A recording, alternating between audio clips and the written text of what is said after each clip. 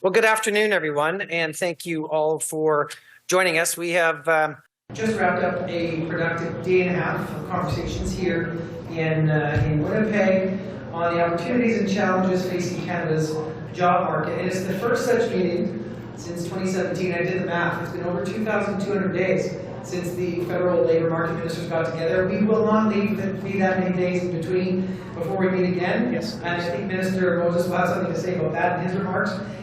Colleagues, I just want to share with you some of the conversation we had today and some of the facts. Canada's population is aging. We've got labor and skill shortages and rapidly evolving technological advancements. Le Canada est confronté à un vieillissement de sa population, à des pénuries de main-d'œuvre et des talents, ainsi qu'une évolution rapide des progrès technologiques.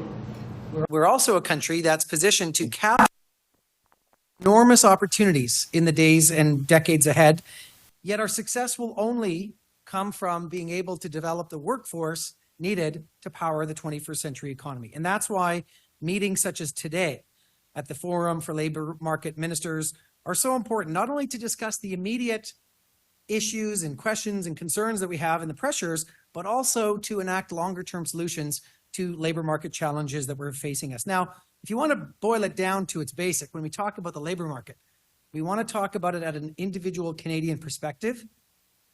Does a Canadian in your backyard, in your hometown, have access to the skills and training they need to get their first and best job?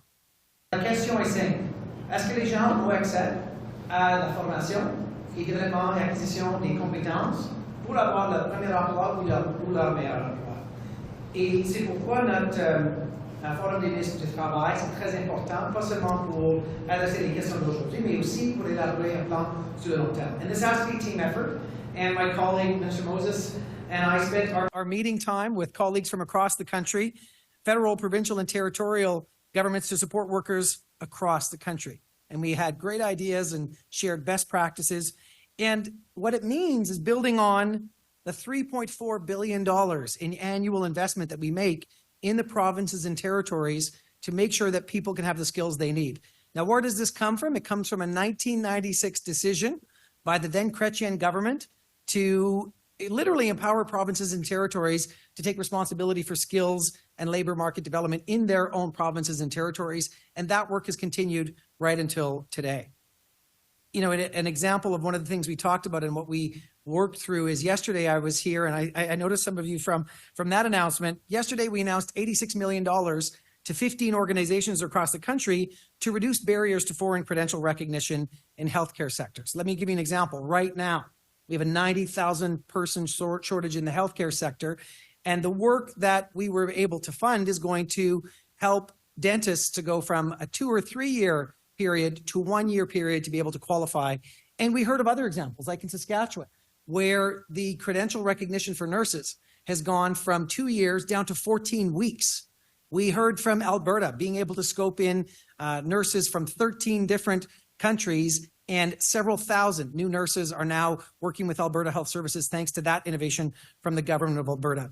Donc, je suis très satisfait et content des résultats aujourd'hui. On a parlé de la mobilité de la main-d'œuvre, on a parlé des compétences, on a parlé de développer les gens. Et je pense que nous étions dans les mains très professionnelles du nouveau ministre Moses, qui était un collègue très chaleureux et un co-président efficace. Et on a même terminé la rencontre avec 2 minutes d'extra. So, sur ce, on that, I'm going to turn to co-chair of this first Labor Ministers meeting since 2007 to my colleague, Minister Moses. Well, thank you very much, Minister Boissonnault, for leading us and re-engaging this committee. Good afternoon, everyone. It's really been an honor for me to host here in Manitoba my provincial and territorial colleagues for a very productive discussion focused on the work of building a stronger, more skilled, more inclusive workforce that benefits Manitobans and all Canadians. Here in Manitoba and right across the country, we've heard from our provincial and territorial colleagues that some workforces, some sectors are struggling for workforce and supply and in a skills shortage that they're experiencing. And we realize as labor market ministers our role in addressing those issues. It's a priority issue. It's something that we're taking action on as shared priorities in our respective jurisdictions. So at the meeting here in Winnipeg, we discussed the critical role of labor market transfer agreements in delivering high quality skills training programs and supports for Canadian workers, employers across the country.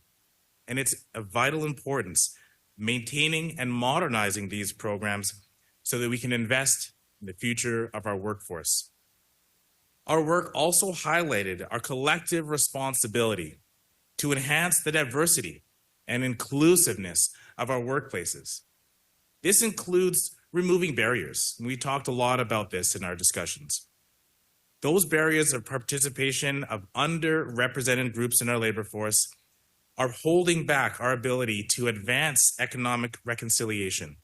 And so we want to ensure that Indigenous peoples have the supports they need to join and thrive in our workforce. Of course, international immigration was a topic as well. And we know as newcomers come to Canada, they will continue to play an important role of our economic growth. We want to accelerate the integration of newcomers and find ways to improve credential recognition, enhance labor mobility, and make it easier for workers to move throughout jurisdictions. These are just a few examples of topics we discussed over the past few days through a robust, impactful, sometimes passionate, many times passionate, but altogether positive and constructive conversation. Having said this, there is more work to be done. And I'm confident through the continued collaboration of now this renewed sense of optimism by having a positive conversation at the FLMM table, that our ministers will continue to increase our partnership, and that the challenges we face today will lead to successes on the road ahead. Thank you very much. Thank you, ministers. We're now ready to take some media questions. So media, please approach the mic if you have the question. Nous utilisons le format d'une question et un suivi. We're going to use the one question, one follow-up format. Please introduce yourself with your name and your outlet before asking your question. And of course, we will start in the floor and then we will move to Zoom. Josh Crabb with CBC Manitoba. I'll start with a question for Minister Moses. What were Manitoba's priorities during this meeting, and what did you make of the federal response to the priorities that you brought up? Yeah. Great question, and thanks, Josh. I think our priorities were really about finding ways to really enhance our ability to grow our labor force. Over the past few months in my role, I've been meeting with industry partners who've talked about some of the skill shortages and how we can best address them in Manitoba. And I think what we've realized, and this government has put a high level of priority on, is collaboration. This meeting is an example of collaboration. We work closely with our federal partners and with our provincial and territorial partners and colleagues as well to also do information sharing, but also learn about some best practices that we can now bring back to Manitoba and enhance our ability to train up and skill up workers in Manitoba.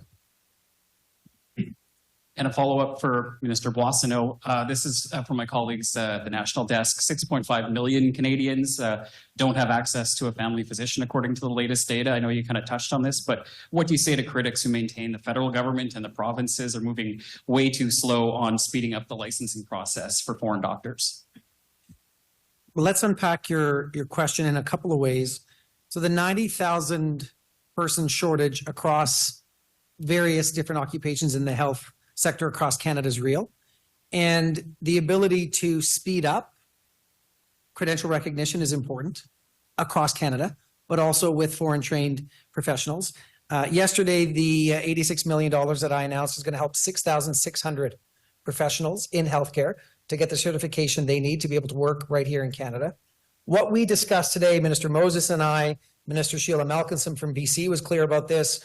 So was Minister Jeremy Harrison from Saskatchewan, is about reducing the barriers that have been put in place in the past so that there's no static when somebody's trying to get their skills recognized. If you require somebody to do 2 or 3 successive exams and produce all of their transcripts from all of their education going back 15 or 20 years, you can put artificial barriers to people accessing the labor market. We can't afford that anymore. And so getting rid of that red tape, getting rid of those inefficiencies in the system are actual conversations that we had today. The other thing that we talked about, where we were very clear, is that we heard from the provinces as a federal government. The Prime Minister sat down with premiers. There is $200 billion now over the next 10 years that's going into the sector. And when we have innovations in the system like Alberta scoping in nurses from 13 jurisdictions, that makes a material difference. And I'm going to talk about BC again because Minister Malcolmson reported that she took a look at all the best practices for labor mobility across the country and then used that to pass legislation in BC so that they can get more people working. And if we want to talk about another one of our priorities, which is housing, BC has been able to build 8,000 student housing units, going up to 12,000 because they've got a fully trained workforce when it comes to building homes. So those are the kind of success stories that we're able to share and talk about and repeat across the country, and that includes in the healthcare sector. Thank you.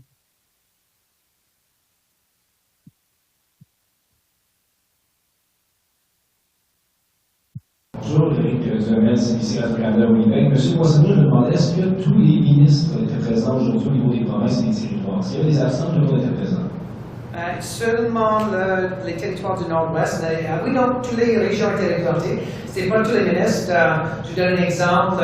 Le ministre responsable pour le Yukon, c'est aussi le Premier ministre, Raj Pillai. Et lui était préoccupé aujourd'hui par des budgets, c'est son cycle budgétaire. Donc, il a envoyé un sous-ministre adjoint. On avait un sous-ministre adjoint aussi pour le territoire du Nord-Ouest. Mais ce qui m'a frappé personnellement, qui m'a touché profondément, c'est la présence en personne de la vaste majorité des ministres et dans certains cas des ministres qui participaient dans la dernière rencontre de 2017. M. Harrison en est un exemple. Mais il y avait un nouveau souffle pour vraiment collaborer sur cette question de le marché du travail, la mobilité de la main-d'œuvre et aussi la reconnaissance des titres et des compétences des personnes, pas seulement au Canada, mais qui viennent d'outre-mer. Question suivie. Qu'est-ce qui explique qu'il n'y avait pas eu de rencontre depuis 2017? Mais ça, c'est une bonne question que je vais peut-être vous demander de poser à mes prédécesseurs. Mais je pense qu'il y avait un enjeu, il y avait une rencontre proposée pour 2019. Pour une raison ou une autre, ça a été annulé, une question de synchronisation des horaires. Suite à ça, on avait la pandémie. Suite à ça, ma prédécesseur, Mme Boissonnault, a fait tout le cheminement à travers le pays pour l'organisation de Assurance Emploi. Et c'est par l'entremise de toutes ces consultations que les ministres étaient interpellés par cette question. Mais quand moi je suis rentré en fonction, j'ai su que ça faisait depuis plus que 2297 jours qu'on ne s'est pas rencontrés. J'ai dit là, il ne faut pas. Et avec un homologue comme contrepartie, comme le ministre Moses, on s'est rencontrés après qu'il est mis en fonction et c'était vraiment qu'on fasse une rencontre. Et on va se rencontrer ici à Winnipeg encore en juin pour faire le rattrapage de ce qu'on a fait, ce qu'on a décidé de faire. Et je pense que c'est important de noter que suite à une rencontre comme ça, on a des fonctionnaires, des gens des fonctions publiques, provinciales et fédérales, qui font des groupes de travail, qui doivent, pour la prochaine rencontre, faire une mise à jour sur tout le bon travail qu'ils sont en train de faire. Donc, si on peut avoir ce rythme, d'au moins se rencontrer en personne chaque année et d'avoir un mi-point, là, on va être capable de vraiment répondre aux besoins critiques de notre marché de travail. Merci.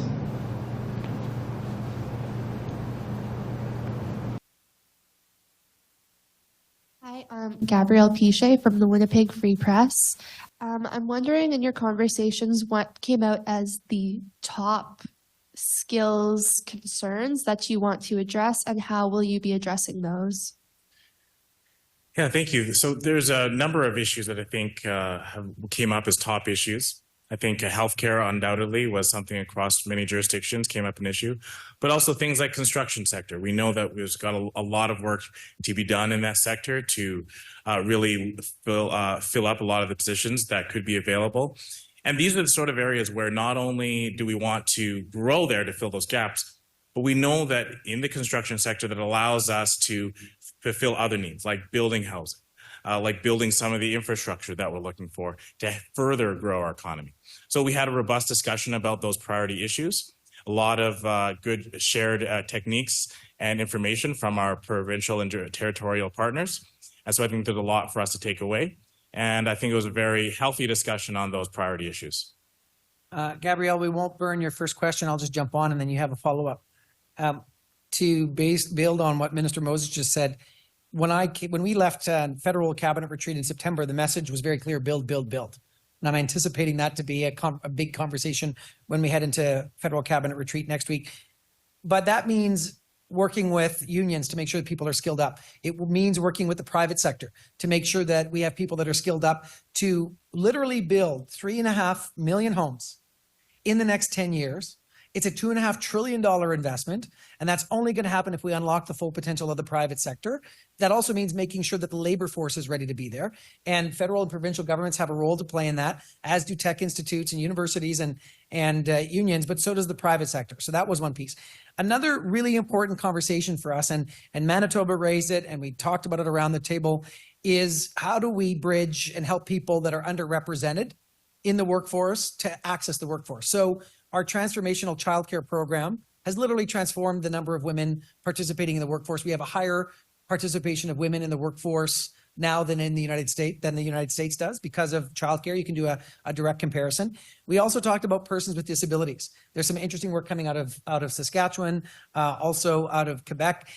And so, like, if you take a look at the unemployment levels of persons with disabilities, they are off the chart high. And people just want to have a job. And if we talk about Indigenous people, making sure that from the training to the education to employment, that there are partnerships there. We heard from CARD. So Kevin Chief was here with Heather McCormick, and they talked to us about what it's like to work in community, to have patient employment, and make sure that those bridges and those links there are for Indigenous people to find employment. That is definitely an interest for us as a government, and so is making sure that newcomers have full participation in the workforce. So that was certainly a highlight for me over the last day and a half. So are we looking at in the future like more federal funding for programs to skill up these people, or like new programs, or is there, I guess, kind of a roadmap to get people more skilled for these jobs? Well, I'm going to have Minister Moses also give his perspective on this, but our strategic plan ends in 2024. And so we tasked officials to work with us on developing the next strategic plan. And it's important that we see funding levels continue. It's $3.4 billion right now that we invest in the provinces. There are other federal investments that we made. I talked about the foreign credential recognition funding. There's also union training, $125 million over 5 years. It's going to be rolled out. And so being able to respect each other's jurisdiction, but also to complement, not duplicate what's being done, was an important conversation, if I can raise it that way. And the best way to make sure that we avoid duplication and that we're actually helping people to get the skills they need is to meet around tables like this and do that coordination between provinces, territories, and the federal government. To add on to the minister's comments, I think that we had a pretty lengthy and robust discussion around what that federal funding looks like. What does the labor market transfer agreements look like, and how do they get modernized in terms of best fit for a changing and modern labor force? And I would say, though, that a significant accomplishment from this meeting is the fact that after many years, how many days was it again, Minister? 2,274.